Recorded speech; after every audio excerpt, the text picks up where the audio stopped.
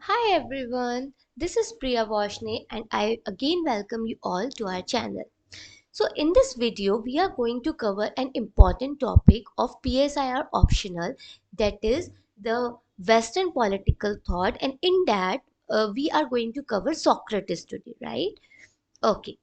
So as I have said that this is basically forms the part of the syllabus of paper 1 of PSIR optional, right? In this of part A, there is, you can see that there is a topic named as Western political thought. Though Socrates is not there in the list, but since Socrates is considered as the teacher of Plato, it is very important to first understand his thought process. After that, we will come to Plato and other thinkers, right? Okay. Socrates is basically considered as the wisest man. Moreover, he is also considered as the father of ethics. He is considered as the teacher of Plato, father of philosophy. He has invented a very important methodology, that is the methodology of dialectics. He has also given the theory of knowledge. This is one of the most important contribution of Socrates to PSIR, or you can say to the political philosophy. And the famous statements of Socrates are: number one, knowledge is virtue, and number two, unexamined life is not worth living. So, what we are going to do is we are going to cover all these pointers in this video, and based on these pointers, you are going to answer these two questions. You can answer that in the comment section as well, right? Okay. So, before that, let me just tell you a short story about the Socrates. When Socrates was asked to drink hemlock, hemlock means poison. Now you will say that if Socrates was such a great person, then why he was asked to drink hemlock, right? So basically, see, as we know that Socrates was actually a teacher, right? He actually teaches the teaches his disciples. So there were actually charges against him that his teachings are really dangerous for the state, right? There were charges that he was misleading the youth, right? Now, since there were charges on the Socrates, so state has given two options to him. Number one, either he could escape those charges and can go to another state, right? He could actually leave the country, and this will actually allow him to save his life. Number two, he was asked to drink the poison if he still wants to live in this country, because state was like that. State is not going to allow him to propagate his teachings because these teachings were considered dangerous by the state, right? Now, what was the what was the decision taken by the Socrates? The Socrates preferred to drink poison rather than escaping. Yeah, you heard right, that Socrates preferred to drink poison rather than escaping. Now, what does this action of Socrates actually symbolize? Number one, it denotes that he wants to show that life carries no meaning if we cannot live according to the ideas we subscribe to. So basically, what was happening? The state was saying that your ideas are not good, therefore you cannot live in this state. So either you drink the poison or you leave the state. Then Socrates says that okay, I will drink the poison because there is no point to live if I cannot subscribe, if I cannot live according to my ideas, right? Right. So this was the first thing which this action of drinking poison denotes.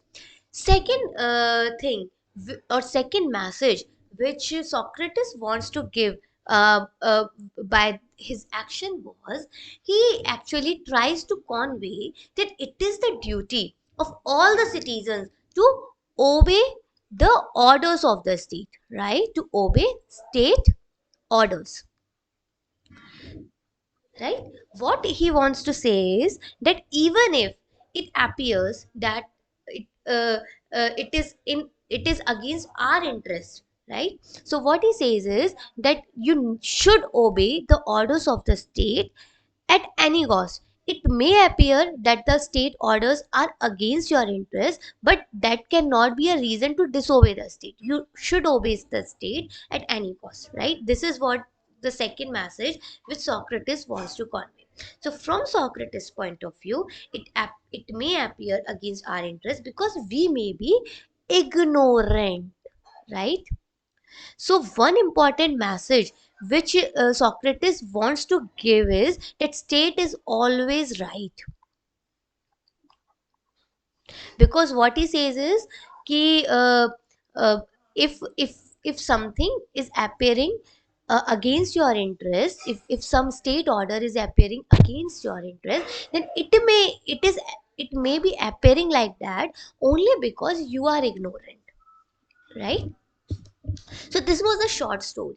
So what was actually the idea behind this story, behind telling this story, is to let you know or to take you in the thought process of the Socrates.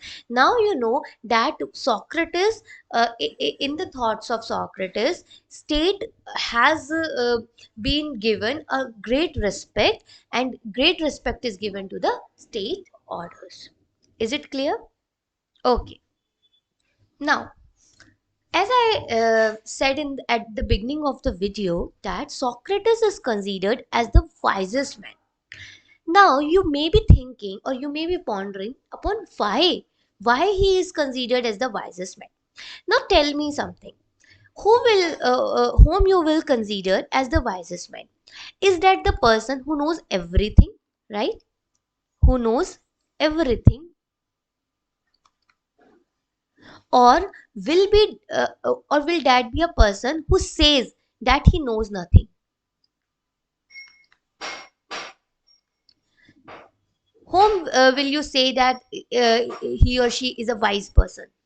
Obviously, a person who says that he knows everything can never be a wise, because there is a lot in this world, in this universe, to know that whatever knowledge we are holding is can you can say that it can be a 0.0000001% of the knowledge that actually resides in this universe, right? So a person who is saying that he knows everything is nothing but a foolish.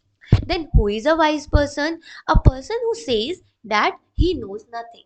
So Socrates is considered as the wisest man because he has accepted the fact that he knew nothing, or he is ignorant, right? Or he is ignorant. So I think you have now got the answer of why Socrates is considered as the wisest man. Next, Socrates is considered as the father of philosophy. Now, before understanding why Socrates is considered as the father of philosophy, there is a need to know about the beginning of the philosophy.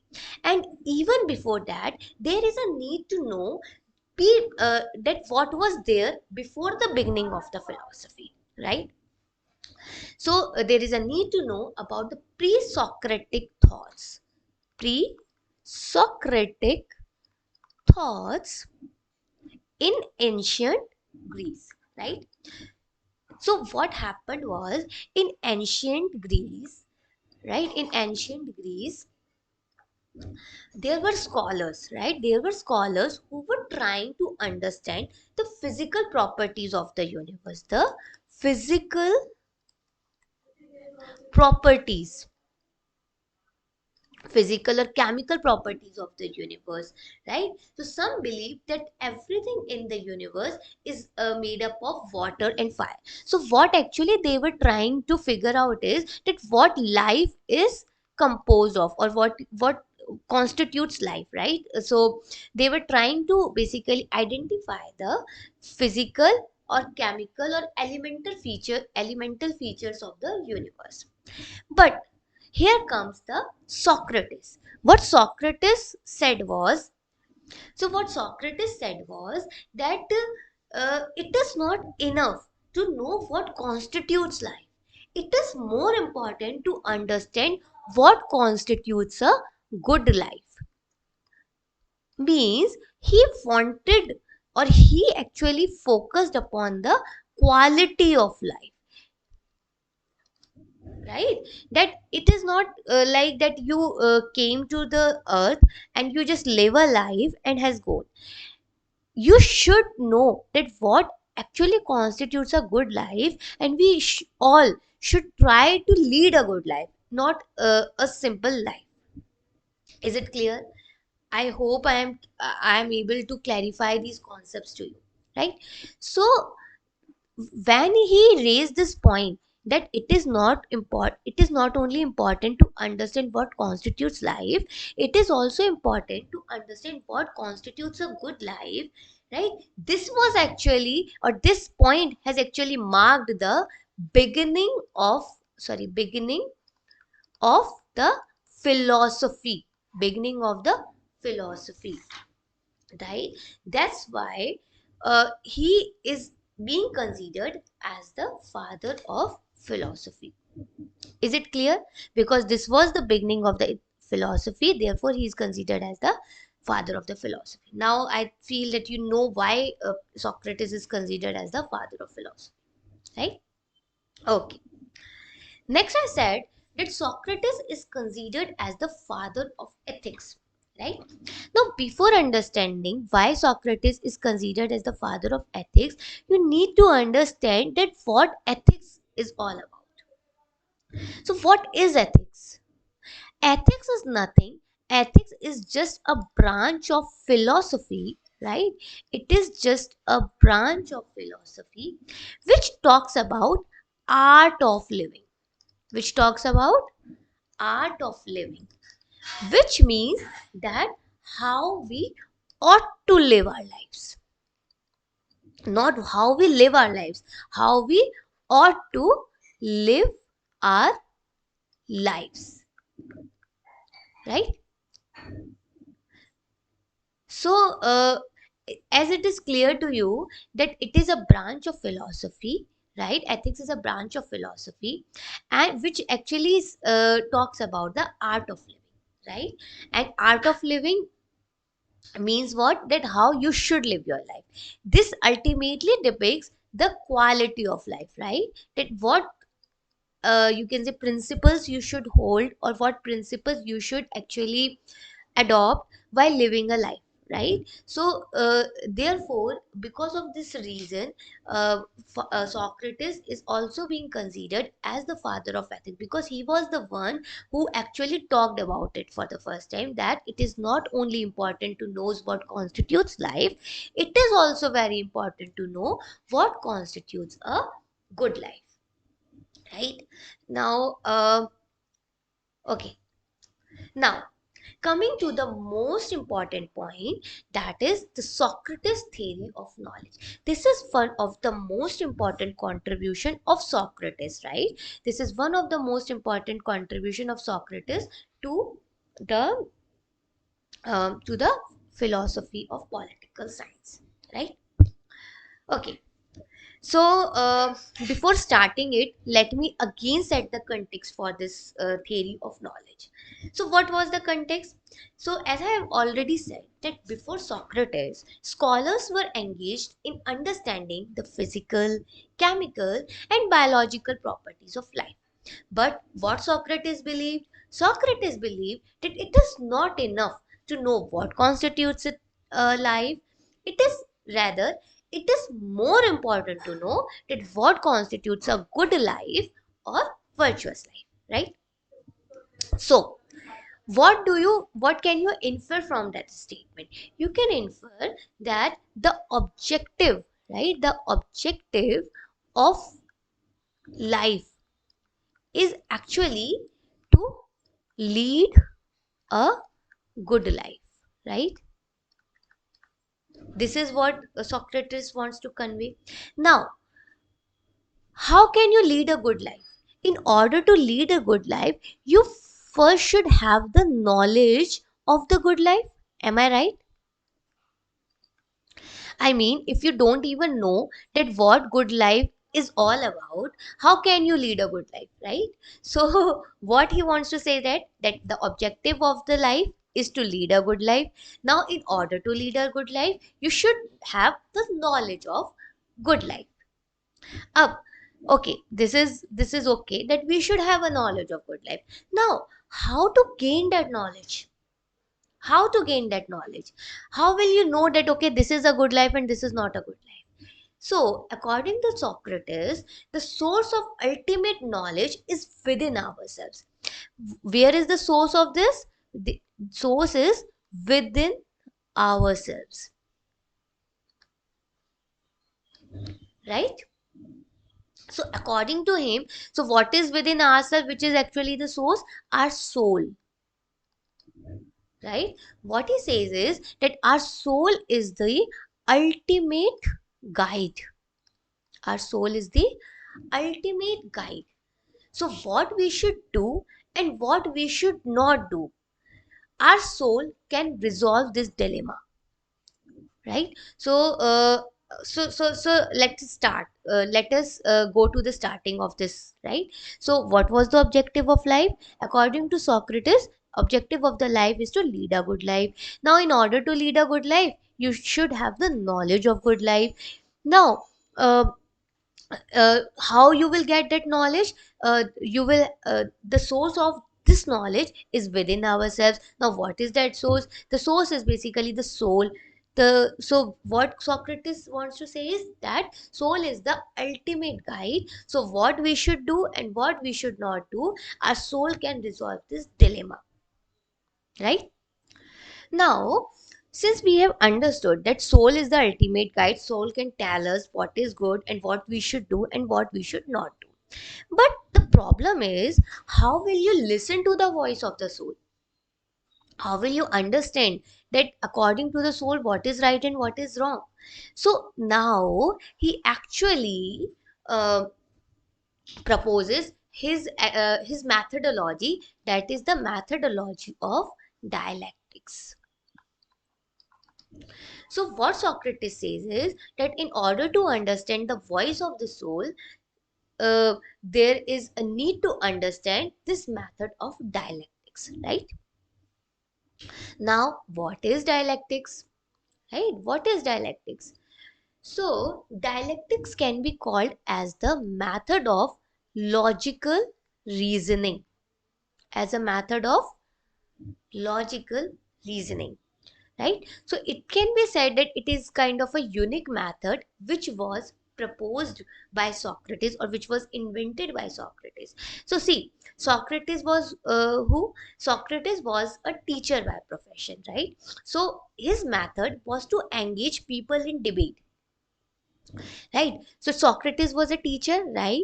So his purpose was to engage people in debate, means what he want his method was to engage people in debate, right? So objective of the debate is that other person should understand the limitations of his arguments and should be able to correct himself in a logical manner.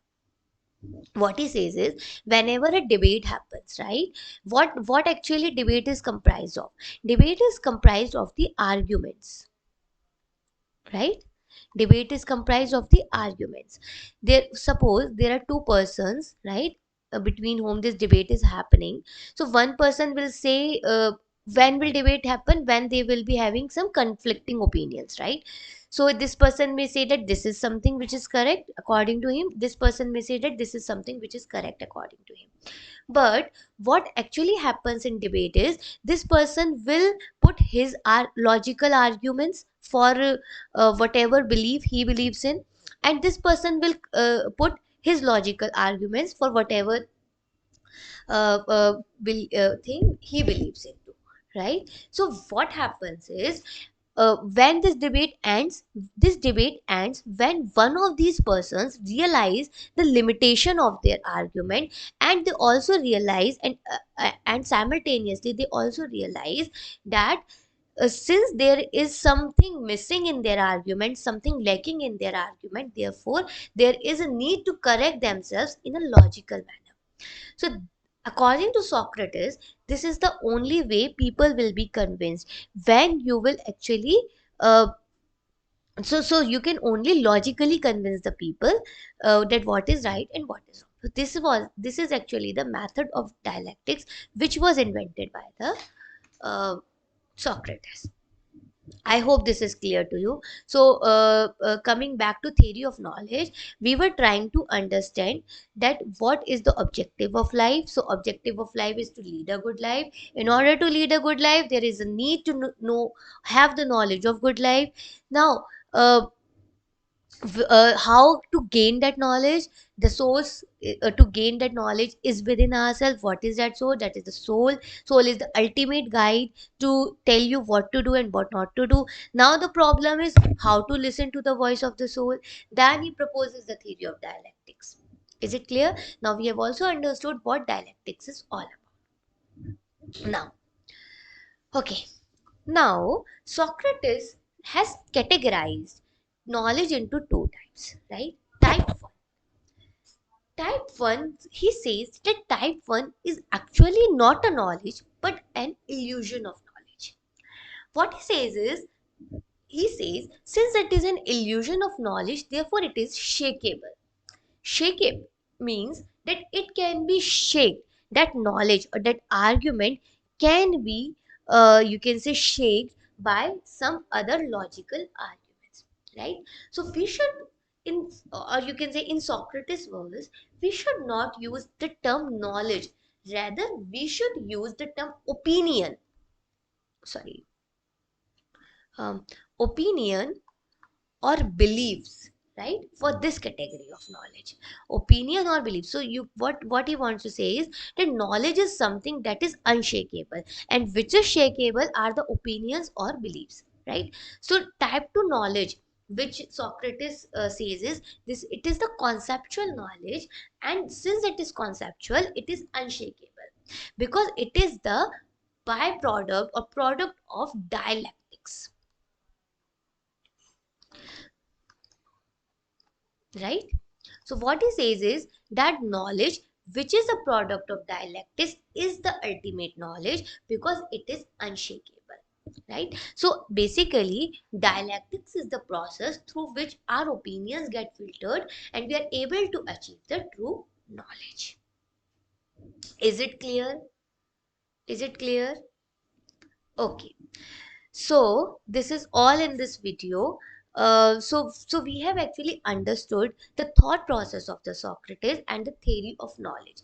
So the two statements which I had shared at the starting of this video, that knowledge is virtue and an unexamined life is not worth living, these two statements, first of all, I am actually assigning you the task to try to answer these two statements. In the next video we will actually understand that how to give answers to such statement, because in UPSC asks straight away questions that knowledge is virtue, comment. Right now, how to answer these questions, we will actually cover up this thing in the next video. So this is all for this video. I hope you have understood well the thought process of Socrates. Thanks a lot for your time, and stay tuned for more such informative videos. Thanks a lot. uh, Thank you. Take care. Bye.